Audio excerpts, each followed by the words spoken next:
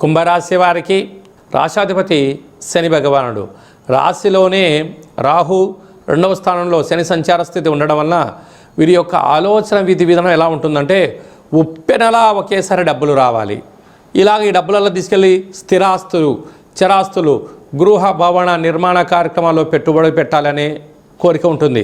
ఇది మంచిదే. కాకపోతే పెట్టేటువంటి కాల సమయంలో ఆ ల్యాండ్ డాక్యుమెంట్స్, ఇంటి డాక్యుమెంట్స్ను 1కి 10 సార్లు ఆలోచించగలగాలి. లేకపోతే ఇన్ని రోజులు కష్టపడి సంపాదించినంతను కూడా పరులపాలు అవ్వడం, డాక్యుమెంట్లు సక్రమంగా లేనప్పుడు గృహాలని స్థలాన్ని కొని రాబోయే కాలమంతను కూడా పోలీస్ స్టేషన్లు, కోర్టు సమస్యలతో మీరు ఇబ్బంది పడే పరిస్థితి చాలా అధికంగా ఉంటుంది. అలాగే 12 సంవత్సరాల తర్వాత దేవగురు బృహస్పతి 6వ స్థానంలో జలరాశిలో సంచారం చేయనప్పుడు ఒక్కోసారి ఆందోళన, శారీరకమైనటువంటి ఇబ్బందులు, రోగ సమస్యలు, అంటే దీర్ఘకాలికమైన షుగరు, థైరాయిడ్, అనేక రకాల ఇబ్బందులు, అనేక రకాల ఆర్థిక ఇబ్బందులతో కొట్టిమిట్టాడే పరిస్థితి చాలా అధికంగా ఉంటుంది.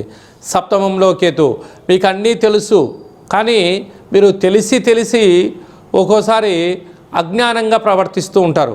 దీనివల్ల మీరు తెలివైన వారో, అదృష్టవంతులో, దురదృష్టవంతులో మీకు మీరు అర్థం గారు, మీరు ఇంట్లో వాళ్ళు కూడా అర్థం కాకపోవడం చేత అనేక రకాలుగా మీరు ఇబ్బంది పడుతూ ఉంటారు. ఇలాంటి కాల సమయంలో విశేషంగా ఏడాది తర్వాత రాజ్యస్థానంలో ఆత్మకారకుడు రవి, రుణరోగ శత్రుకారకుడు కుజుడు, కాత్రకారకుడు శుక్రుడు ఉండడం వలన, స్నేహితుల వలన, సత్ప్రవర్తన వలన, ఆధ్యాత్మిక చింతనగా ఉండడం వలన అనేక రకాలమైన ఐశ్వర్యాలు, కొత్త అవకాశాలు కూడా రాబోతున్నాయి.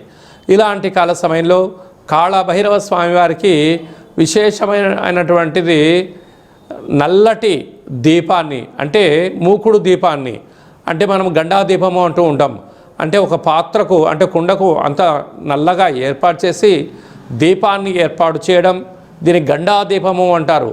అంటే పొగచూరినటువంటి నల్లటి ప్రమిదలో, అంటే నల్లగా ఉండబడిన ప్రమిదలో కాళభైరవ స్వామిని స్మరణ, ధ్యానం చేయడం వలన చీకటిలో ఉండబడిన ఒక వ్యక్తి వెలుగు రాగానే ఎంత